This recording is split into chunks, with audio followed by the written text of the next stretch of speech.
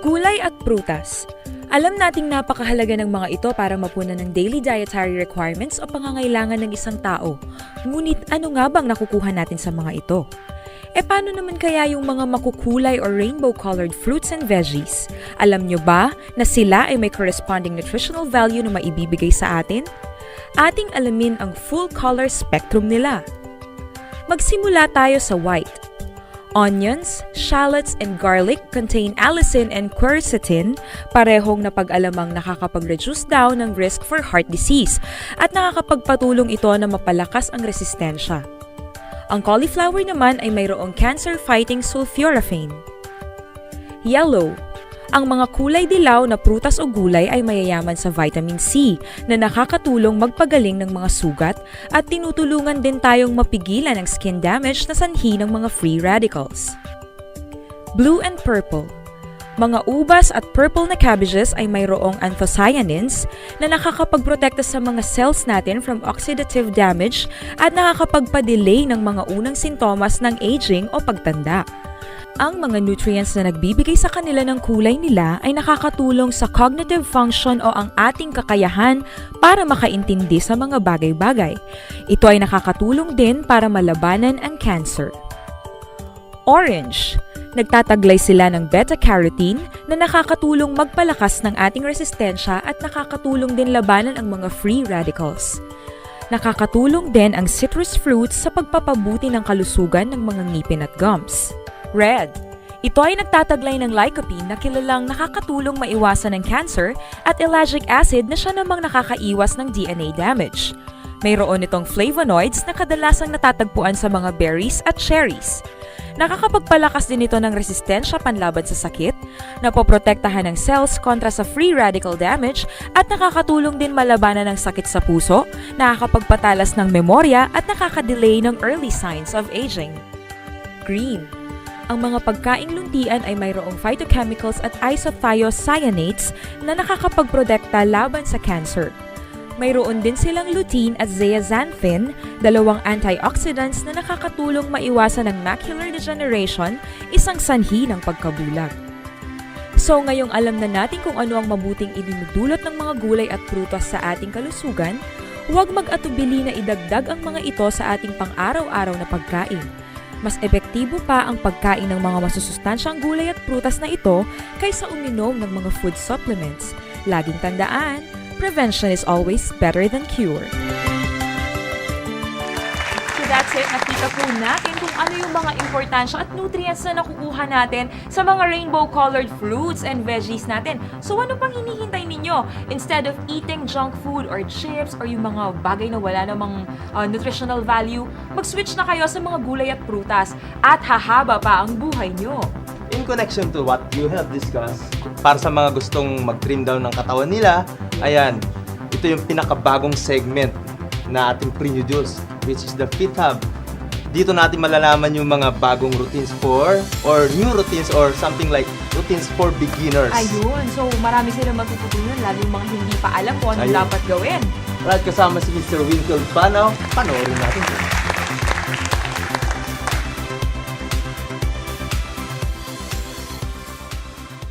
Time to sweat out and work out as we hit the latest segment edition of Wake Up Ilocos. This is Fit Hub with me, Wayne. And today, nandito po tayo ngayon sa Anatomy's Fitness Wellness Center para magpaturo ng ilang workout routines for beginners. Let's go! Yeah! Alright, right now I'm with Mr. Winfield Panaw, one of the gym instructor here at Anatomy's Fitness and Wellness Center para tanungin natin kung ano yung mga programs or services na offered ng Anatomy's. Ano nga ba yung mga programs o mga services na ino-offer din dito sa gym? We focus more on bodybuilding. Number one is bodybuilding, and we offer also weight gain, loss gain. We personalize training here also. So, yung mga gustong magpapayat, gustong magpalaki ng katawan, like me, punta kayo dito. Ayun. Ako sir, ano ang assessment nyo? Weight loss muna. No, weight gain. Weight gain. Alright. dapat mag-workout na ako mamaya.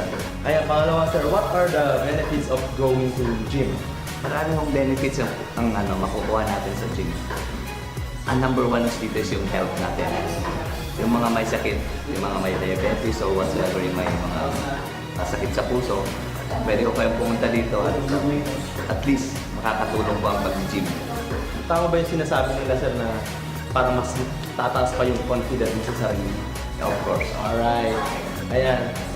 May mga difference ba yung workout routines between boys and girls? Actually, ang difference lang yun is yung kasi ang babae gusto nila magpapayat. More on, mas marami yung repetition nila kaysa sa lalaki. Kasi ang lalaki gusto nila magpalaki. So we are more on heavier weights.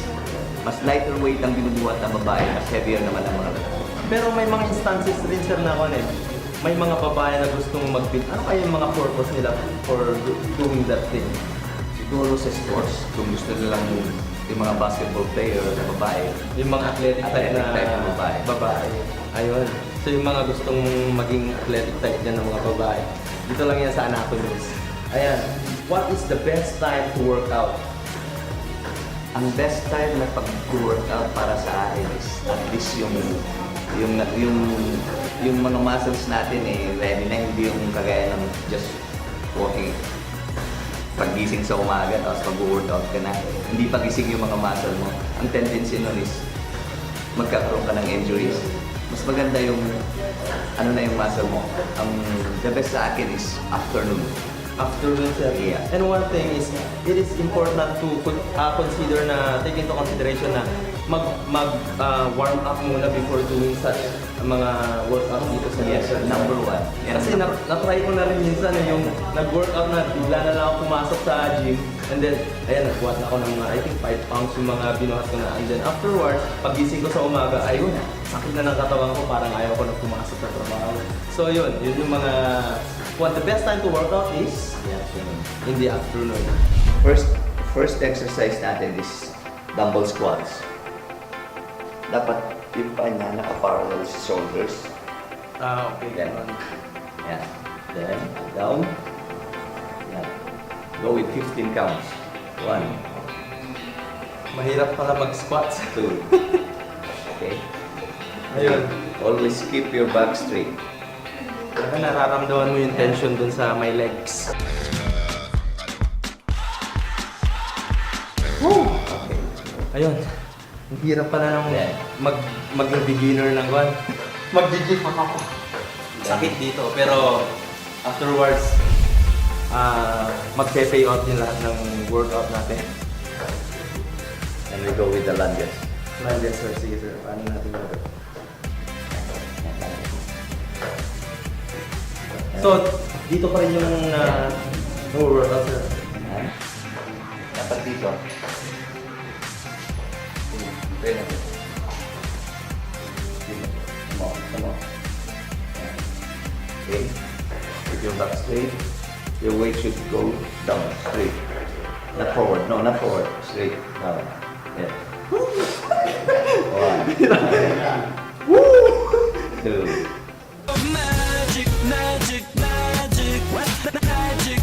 Ayun. Yan. Bale, pag ginawa natin na buo yun, sir, left and right. Left and right. Alternate siya. Ayun. Then, gagawin natin, pag circuit training for beginners, dapat 2 sets lang. 2 sets 2 lang. rounds lang muna. Right now, I'll be doing with my chest. Ayan, ito, bench press lang po. Then, tinatawag din ang kick of the chest. Yan, shoulder width. Yan. Up. Okay. Dapat yan ang tatamaan pagbabagsak niya dito sa may collar. Ready? Down. Slowly. Up. Good. 1.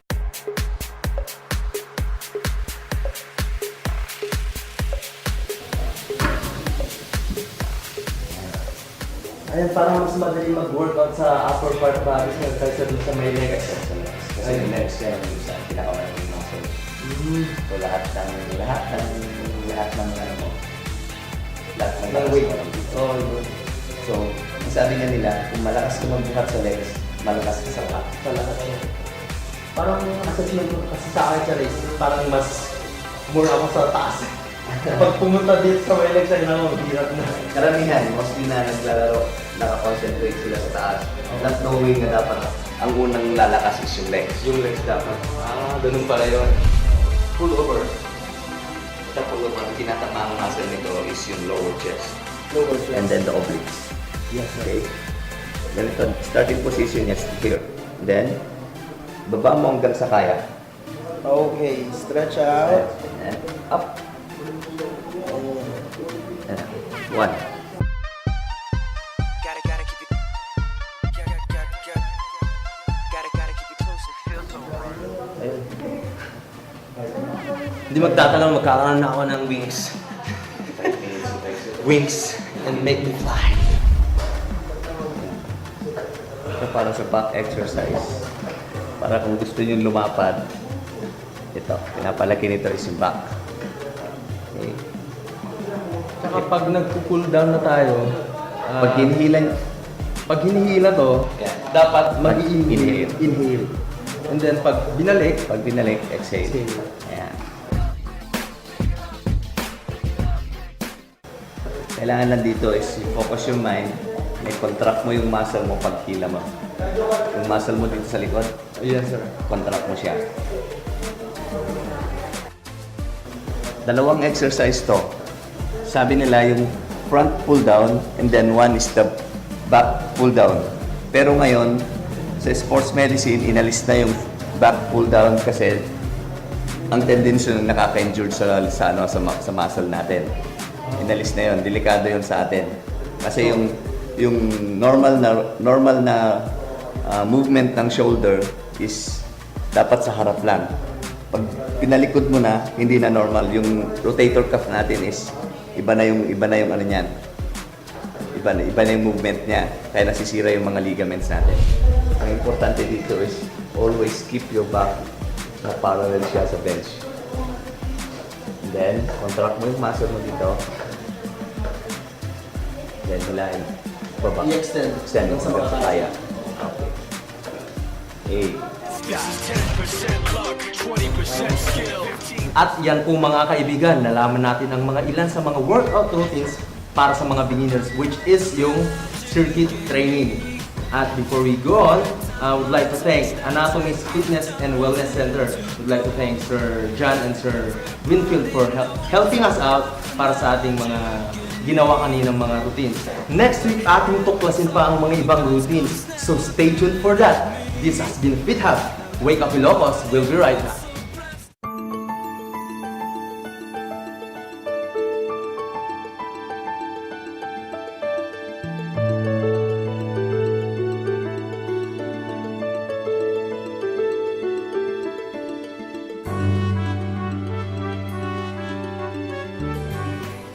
This is 10% luck, 20% skill, 15% concentrated.